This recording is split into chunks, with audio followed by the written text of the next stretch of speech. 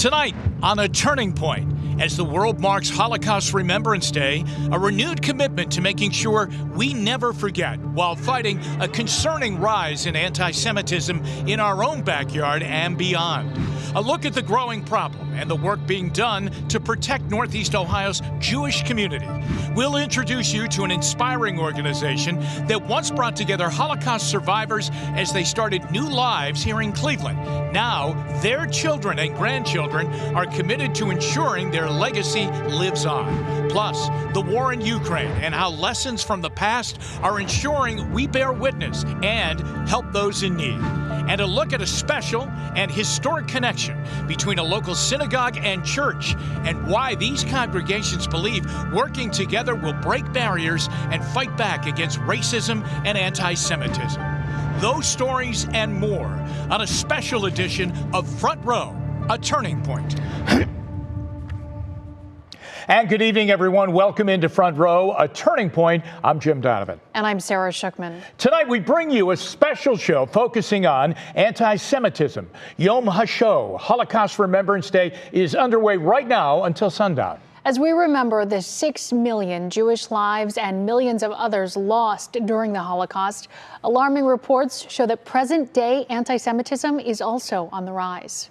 I have to tell you, I never expected in the year 2022 that we would be talking about growing anti-Semitism, but here we are. Greg Levine leads community relations at the Jewish Federation of Cleveland. He grew up Jewish. He grew up here. But this is work that's never in his lifetime felt more important. Anti-Semitism, in simple words, is Jew hatred. People who hate Jews. It's something that has been a hatred for the millennials. The Anti-Defamation League released data just this week showing 2021 was the highest year on record for anti-Semitic incidents in the nation and in Ohio. Over the last 5 years, we've seen almost 100% increase in these incidents in the state of Ohio alone. ADL Cleveland has tracked reported attacks against Jewish people since 1979.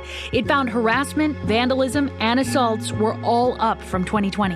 Why are we seeing this huge spike in growth? It's a great question, and I don't think that there's one specific reason. Where there's a rise of anti-Semitism, there's a rise of all forms of hate, and it's incumbent upon all of us to respond together. These are stories in our backyard, like that of a local school board president threatened by phone that Jews should be harmed and killed, saying Hitler should have finished the job. Or a 13-year-old University Heights girl who, as she got off the school bus, was the target of profane threats and a glass beer bottle thrown her way. Many of us are afraid in the Jewish community. The FBI says increasing hate crimes are a top national threat. Beyond crimes, divisive rhetoric and anti-Semitic sentiment is now prominent in online communities. People can hide behind their screen. People don't have to really let other folks know the hatred that they have. And I think that it multiplies itself in a very, very scary, awful way on social media. As conspiracy theories and dangerous ancient tropes spread even amongst public figures, this month the ADL launched its Center of Anti-Semitism Research to closely monitor trends behind those numbers growing across the political spectrum.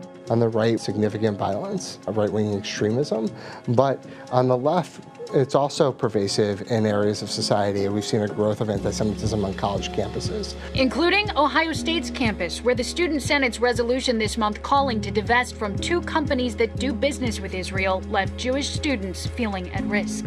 It's concerning that young Jewish students at these colleges can't be themselves. Certainly being anti-government policies of Israel is fair game, but being totally against the Jewish state as a homeland for the Jewish people is an anti-Semitic thing to do. The time to address the growing hate is now. The Federation, ADL, and various other partners are involved in educational anti-bias efforts at every level of community. The spread of hate and the spread of anti-Semitism is concerning because if it left unchecked, right, it will grow into violence. Anti-Semitism must be called out by all of us and reported. The time is now.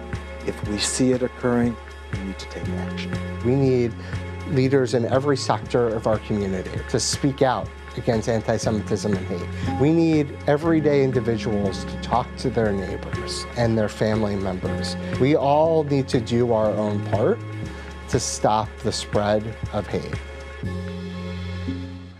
Earlier this month, Governor Mike DeWine signed an executive order adopting the International Holocaust Remembrance Alliance's working definition of anti-Semitism, which defines anti-Semitism in part as a, quote, certain perception of Jews which may be expressed as hatred towards Jews. All state agencies, departments, boards, commissions, and public colleges and universities will now work off of this definition when dealing with a possible anti-Semitic act. Well, it is very common to hear people compare the war in Ukraine to World War II, and Poland finds itself once again in the center of the fight. But this time around, it seems to be ground zero for humanity and kindness. Recently, several representatives traveled from Cleveland to the Poland-Ukraine border to see how the community is stepping in to help refugees. And Maureen Kyle reports. It turned back time, living in the times of World War II, just seeing teams of people streaming across the border. As refugees fled, J. David Heller was standing just over the Ukrainian-Polish border, resources in hand. The Jewish Federation of Cleveland raised over $3 million to help, and Heller wanted to be on the front lines witnessing it. It was women and children, and what they were coming across with, one suitcase, maybe a shoulder bag. It was heart-wrenching to see these people fleeing a war and coming to safety, but with a very stoic look on their face, a look of uncertainty, and to be able to witness that firsthand was something that I'll never forget. The men stayed behind to fight with the military. For many, the images are haunting reminders of the Holocaust, but Heller says it's important to see a bigger picture. I'm very careful not to draw comparisons to what occurred to the Jewish community in World War II and the Holocaust, because I wasn't there, and it's not fair to compare it. All I can tell you is the human suffering that's going on right now is a challenge to our generation, and we need to step up and make sure that we learn from mistakes of the past and that we have opportunities to take care of people when they're refugees. And for those in the Jewish community now fleeing Ukraine, this time there's a destination for freedom. It would have been in World War II. You had the Jewish Agency, you had JDC, but you had no Israel. And now there's an Israel. There's a place for Jewish people that are displaced to go. There's a welcome place for every Jew that wants to go. And so it was really heartwarming to see the Israeli government set up an office in a hotel in Warsaw processing applications for people to move to Israel. Volunteers from Cleveland were among those tirelessly working to rescue people from the incessant bombing. You're working 24/7, and when some of the heroic stories that we heard of people going into Ukraine, paying to get an ambulance and bringing elderly out from Kiev and bringing them to safety, is just traumatic. We actually had the opportunity to meet an elderly man and his wife, and that they couldn't even speak. They were so traumatized just with the displacement. But to know that they were in safety and to know that they had the ability now to get medicine, which is something that was sorely needed at the time that we were there. And what struck Heller most was the fact that, unlike in decades past, he witnessed people from all backgrounds coming together to help people in a desperate time of need. We were there visiting the work of the Jewish community, but the Jewish community wasn't asking people whether they were Jewish. The Jewish community was asking whether people were human, and they were taking care of everybody that came across the border. And to me, that was really humanity at its best. In the heart of Northeast Ohio, there was a memorial dedicated to the millions of lives lost and to Holocaust survivors and their families who began new lives here after the war. In fact, those behind it, the Cole Israel Foundation, are working to get national recognition so those stories are never forgotten. Here's Laura Queso. Birthdays, anniversaries of their death, before a Jewish holiday, before there's something wonderful happening in the family, we go to, to talk to them. It's when Helene Pincus comes here to the Zion Memorial Park in Bedford Heights. You know it well. Yes, and strangely enough, most of my parents' friends are around. Her parents, Holocaust survivors, Ann and Mike Frum, are buried here. I don't know how they did what they did and still were so good. They were good people. They met when they were 14 years old as slave laborers in a munition factory in Poland. They met and they were very young and they did fall in love. They were separated, but out of pure luck, reunited when they were liberated 5 years later. Ann and Mike got married and eventually settled in Cleveland.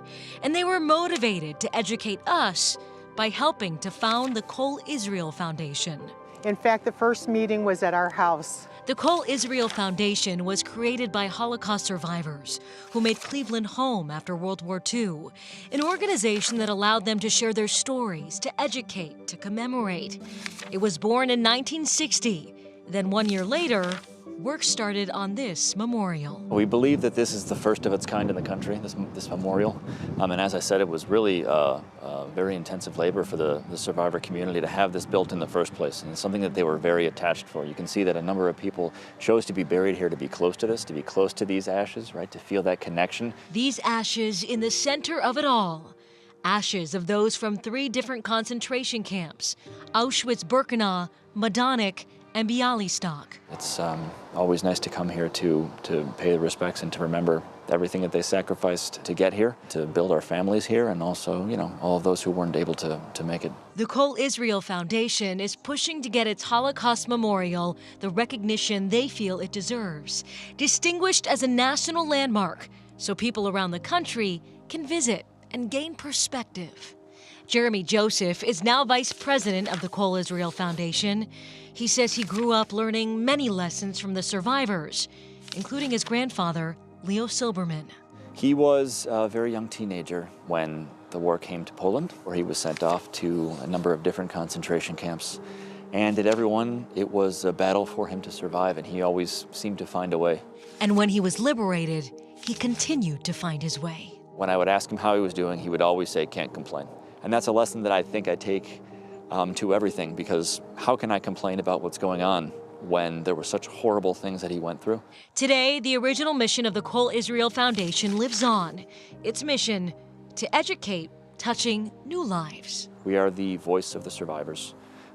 It is important for us to provide these firsthand stories, right? Ideally, it would be the survivors telling them. Now that they're unable to do so, we are taking that on for them.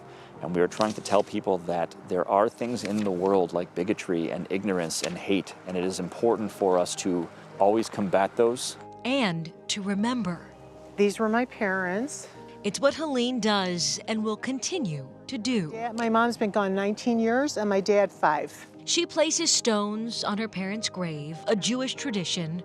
Those who sacrificed so much, who continue to teach us, even after their death. I always tell them to pray for us, to try to keep us all healthy and safe, and to look down on us.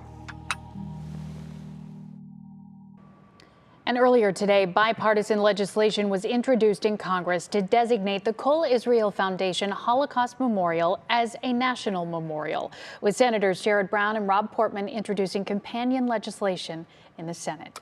Straight ahead on Front Row, a turning point, the important job of protecting synagogues and Jewish schools. And Holocaust survivors relive their memories with personal family stories and experiences.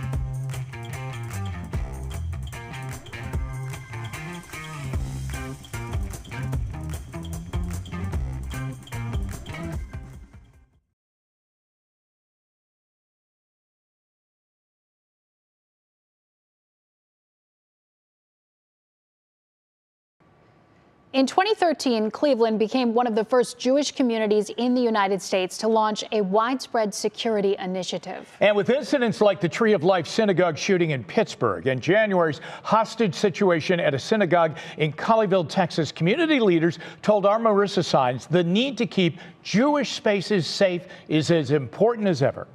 Certainly you could say that this is a safe space. It's a place where we draw closer to God, a place where we pray. This is a place that is joyful, and it's a place that is at times solemn. For 9 years, 6 of them here in Cleveland, Rabbi Scott Rowland has devoted his life full-time to Judaism. Over the course of those years, what's changed is the extra eyes who keep him safe. Have you just gotten used to seeing a guard or even perhaps an armed guard when you're walking in on a holy day or any day at work? There is a sense of security and a sense of safety that I feel when I'm walking into a Jewish building and I see that there's security there. It does not feel threatening to have an officer outside of our synagogue or an officer outside of my children's school. Protecting the Jewish community from schools to synagogues is a security force that was built from the ground up. The JFC Security LLC, it's like a mid-sized police department. The force is a make of nearly 50 officers, all of whom have law enforcement experience. The vetting process, neither small in task nor severity for Jim Hartnett, the director of the Jewish Federation's community-wide security. We try and really do a thorough job of looking through their history. We look to attract top-level talent. We have 5 former police chiefs here, former FBI, former SWAT team leaders, hostage negotiators, bomb techs. The Anti-Defamation League of Cleveland reports anti-Semitic hate crimes in 2021 set a new record in Ohio, some hitting close to home. The reality of needing such a robust security force for the Jewish community comes as a balancing act. We don't want community members to live in fear that there's so many guards and police vehicles around that they're afraid to live a Jewish life. I think the Jewish community understands the need for security. Do I wish that we didn't have to invest time and money and personnel into our security? Absolutely. I do take a lot of pride that we are so prepared. Marissa Signs, 3 News. There are currently estimated to be just over 500 identified Holocaust survivors living in Cleveland today, compared to nearly 1,000 just 4 years ago. As the responsibility to never forget starts to fall on the next generations, programs that support Holocaust awareness are critical to keeping those memories and lessons alive. Russ Mitchell reports. The first thing that came out was an edict that all Jews had to start to wear the yellow Star of David. All of a sudden, people would disappear, and particularly young children, you're never to be heard from again. And this is what began to happen. Joined by his wife of 63 years and 2 of his granddaughters, Nathan Lipsec shared his story of survival. My mother was hidden in one place, my sister hidden somewhere else, and I went to my first home. I was 3.5 years old and went into hiding. This is Zikaron Basalon, a Hebrew phrase meaning remembrance in the living room. The idea to connect survivors with the younger generation. Tonight, we are gathered here to hear my grandfather's story of the Holocaust and to engage in a meaningful discussion about our obligation as young people to keep the memories of the Holocaust alive. Nat's father was among the 6 million Jews murdered in the Holocaust, but he considers himself one of the lucky ones. He was hidden and cared for by 11 different families in his native Belgium during the war. There are a lot of good people in this world. There's some rotten ones as well, but there are a lot of good people. You just need to be judicious and get the right person and get to meet with them and get to know them. He also knows the importance of sharing stories like his own. The only thing I always knew, thanks to my mother, is that I was Jewish and who I was, and to be reminded of that, which is something we need to teach, to understand the wonderful things and opportunities that opens and teaches us to be. Lessons that touched participants, like host Alyssa Wolliger, who opened up her home for the event. The story of the human side of the Holocaust is incredibly traumatic. And it was wonderful to hear how, there are good people in the world. It makes me think of how important it is to do good every day, to take care of people who need help every day. It's a responsibility his grandchildren feel as well. It's important to have events like this. When my grandfather's no longer here, I want to make sure that we have these memories for future generations to come. And I think it's important that every year we still remember it and tell it, because we don't want history to repeat itself. My grandfather had to be hidden during the war just because he was Jewish. And so we take for granted a lot of the times what he had to go through for us to be here. Russ Mitchell, 3 News.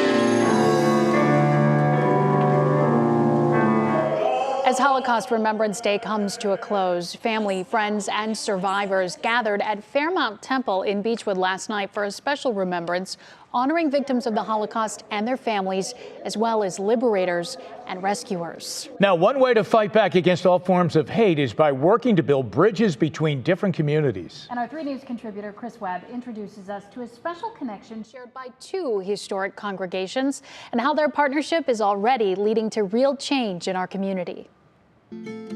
The primary aim of the Park Cory connection is about how do we link these 2 historic congregations that have a physical space in its kind of history, but there also is a shared foe that we have, which is injustice and hate that both Black folk and our Jewish siblings have also had to deal with. Between the congregations at Park Synagogue in Pepper Pike and Cory United Methodist Church in Glenville, there is a shared history. The Park Cory connection was formed not only to honor this history, but also to join arms for the future. Park Synagogue's congregation is over 150 years old, and in the 1920s, the congregation built this building on 105th Street in the Glenville neighborhood. My parents belonged to the predecessor of Park, known as the Jewish Community Center, housed in this building. The connection has been more than just the physical structure of the building. As neighborhoods changed, Cory purchased the building and has been operating there ever since, and the church became central in the civil rights movement.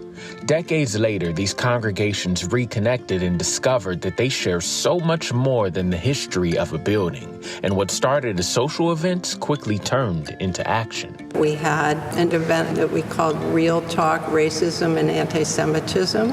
Myself and Rabbi Joshua Scoff, we did a dialogue together, and that was a seminal moment because we were able to have these 2 religious leaders kind of have this conversation about what it looks like to kind of deal with issues of racism and anti-Semitism.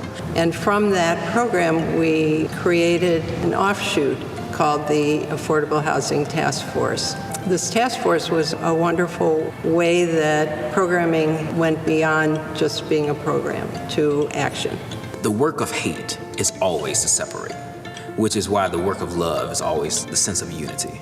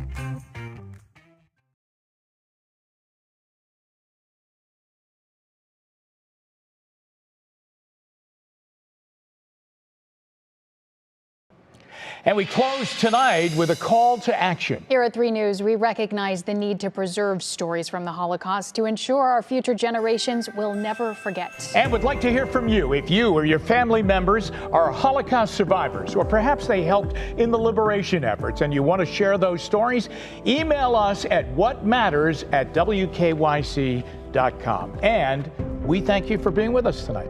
3 News will be back at 11 and ET is next. Have a great night.